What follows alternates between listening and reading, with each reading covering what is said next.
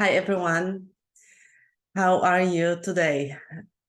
I just recently went to this event that I wanted to tell you a bit about. So it was an event with Abraham-Hicks, Esther Hicks, and it's all about the law of attraction. And as you know, some of you may be like, yeah, I don't like that stuff. So that's cool. You don't have to. But still, I wanted to share couple of takeaways that are really relevant for you. And here they are. So the first one is that the law of attraction really works always. And you don't have to think of it as this universal thing that maybe you don't believe in. But just think about simply the mind, right? We know that the brain works in a way that where it focuses, that's where your energy kind of goes, and you act on it. And if you don't focus on something, like you don't take charge of it, you don't have grasp on it, right? And there are many little exercises to prove that. Like if I asked you now to count, go out there and count the cars that are red, you would come back super happy because you counted all the red cars. And if I ask you then how many blue cars have you seen, you probably didn't see any. That's how the brain works.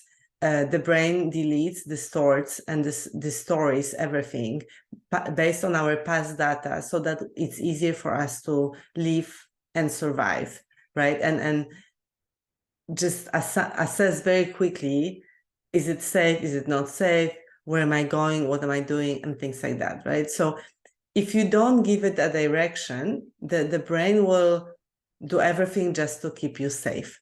That will be the primary thing and goal of the brain. The brain doesn't work to make you happy, but to make you safe, okay? So there is science behind it. You can go read about it. You can write me if you want more information or recommendations. Cool to give that to you. So the really big thing that I got from this workshop was it's really a reminder that where I focus on, that's where my energy flows, and that's what I have more of. And it's not really only about the goals, which I'll tell you in a minute, but it's about how do I feel about something, or what thoughts do I choose to think about something. So let's say someone did something to you and they were being an ass. You can go about your life thinking about, oh my God, they did this to me, they did this to me, they did this to me. And you can argument it and you can do all of that. And you kind of stay in that past moment and you kind of constantly think about it, right? And that's coming from your mind, from your thoughts that you choose to think about it. But you could think differently, flip it and think, okay, so I'm going to learn from it. And what would I love instead? Oh, I would like to deal with people who are not like that, how would they be? So I'm asking myself, my mind, right? How different, opposite would they be? And then my mind will give it to me. They're honest, they are caring, they are committed. And that's where I start to focus on what I really desire, not what I don't want. Do you see the difference? So if you want to get rich, you may be going around and talking, oh, I want to get out of debt, or I want to minimize the cost. That's the energy that's quite heavy. Oh, I have debt, right? And I have the cost. So I constantly think about debt, cost, how do I get out of it? That will just bring me more of it usually, because that's where I focus on. That's what I really focus on. I think I focus on getting out of it, but really, I focus on that what I have, which is debt. So instead, how can I focus on what I really want? What would I want? Debt free. So not using the word debt, would it be, I want to be rich, I want to have plenty. I have the money. I have the money to pay for everything. look at that, you know, I have the money to pay for the water, for the bills, for different things, right? So I have the money and I have the money. That's the different energy. That's the energy of having and not of not having. Do you see the difference?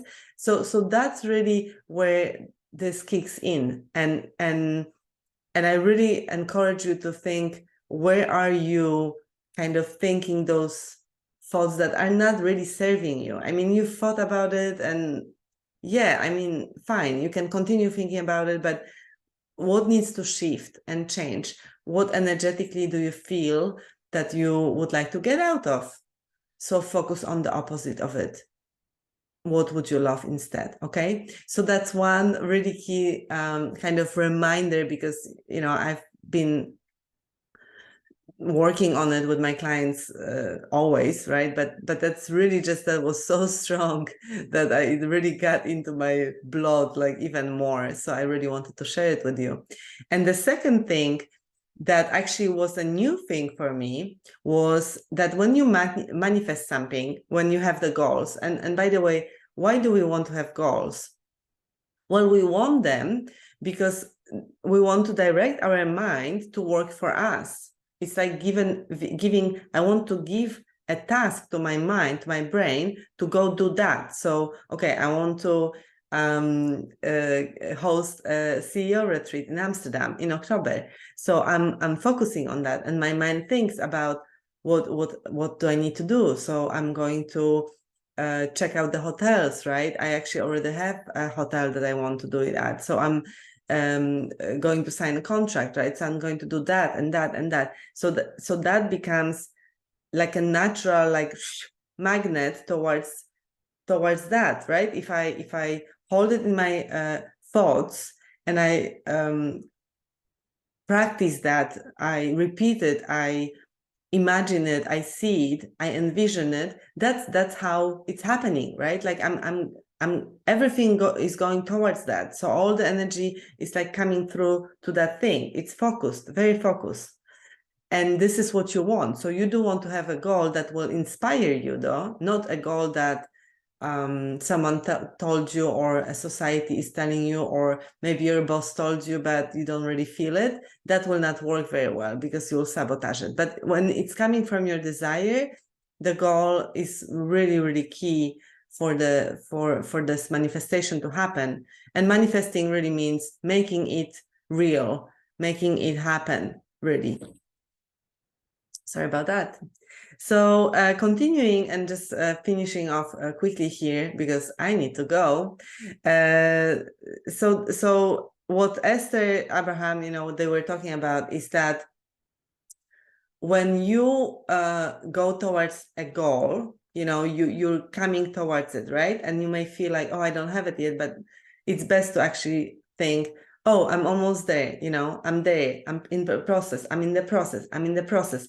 And then what was funny is that when you're almost there, right, you feel like, yeah, you're gonna grab it and hold it, your goal will move, because you are growing, you're growing all the time, you're expanding, and now your goal is here. So you're still now in the process and in the process and in the process, right?